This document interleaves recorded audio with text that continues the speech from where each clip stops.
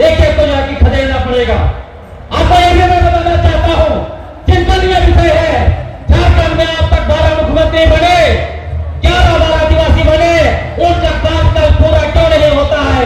एक 12 आदिवासी का कार्यकाल पूरा हुआ, यह इसलिए हुआ कि जो पूंजीवादी शक्ति है, ब्राह्मणवादी शक्ति है, उसको लगता है यदि झारखंड का मुख्यमंत्री आदिवासी होगा तो यहाँ का जल जमीन, खनिज संपदा और आदिवासी अस्मिता को मिटने नहीं देगा, मिटाने नहीं देगा, इसलिए ये ऐसे करते हैं। ये बहुत बड़ी साजिश है जिसको आपको समझना पड़ेगा साथियों। तीसरी बात मैं ये कहना चाहता हूं, आदिवासी एकता को तोड़ने के लिए हम लोगों को कुल्हाड़ी पकड़ाया जाता है। उस कुल्हाड़ी का नाम कभी धर्मांतरण के रूप में आता है, कभी आरक्षण के रूप में आता है, कभी डीलिस्टिंग के रूप में आता है। आपको मैं बताना चाहता हूं, जो लोग हमें कहते हैं आरक्षण का लाभ ये ले रहा है, वो ले रहा है, वो ऐसी शक्ति है जो आरक्षण को देश से खत्म करना चाहता है और दूसरी तरफ आरक्षण के नाम से हम लोगों को आपस में लड़वाना चाहता है। सचेत हो जाइए। डीलिस्टिंग बोलता है, आपको मैं बताना चाहता हूं, जब लिस्टिंग का आधार धर्म नहीं है तो डीलिस्टिंग का आधार भी धर्म नहीं होगा। डीलिस्टिंग का आधार सिर्फ और सिर्फ लोकल कमेटी 65 का 5 क्राइटेरिया होगा और यदि उसके आधार पर डीलिस्टिंग होता है तो समझ लीजिए शहर में रहने वाले सारे आदिवासी, चाहे वो सरना धर्म मानता है, ईसाई धर्म मानता है, हिंदू धर्म या कोई और धर्म मानता है, सारे लोग डीलिस्टिंग हो जाएंगे।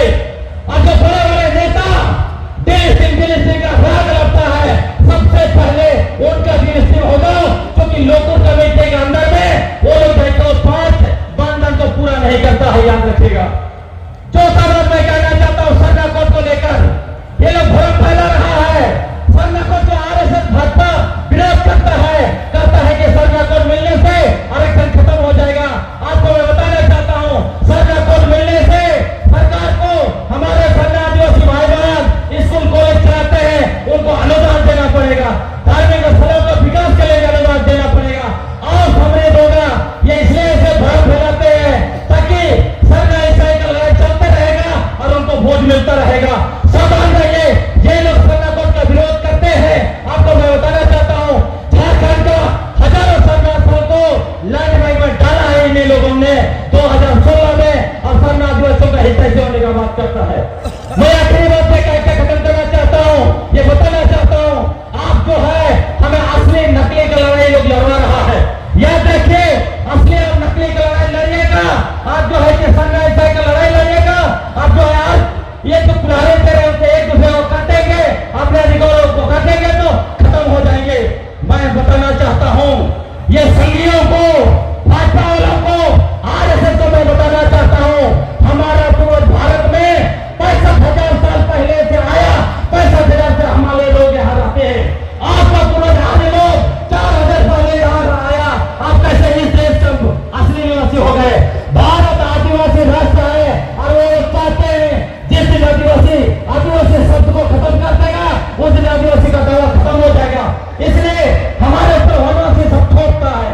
आपको मैं बताना चाहता हूं, जिस तरह से आज तक के एंकर सुरेश चौधरी ने देश के 12 करोड़ आदिवासियों को बेइज्जत किया है, अपमानित किया है, आरएसएस और संघ परिवार भी हम लोगों को वनवासी यानी जंगली रूप में अपमानित करता है। ऐसे शक्तियों को एक एक गांव से खदेड़िए, इनको खदेड़ना होगा और आदिवासी पहचान के साथ हमें कहना होगा हम सबसे पहले आदिवासी हैं, उसके बाद धर्म है, उसके बाद कुछ है। हम आदिवासी हैं, ये धरती के मालिक है, भारत देश के मालिक है, यहाँ का एक एक मिट्टी, एक एक जमीन, एक एक जंगल, यहाँ का एक एक पानी का मालिक आदिवासी है। इतने कहते हो को खत्म करता हो। आप जो है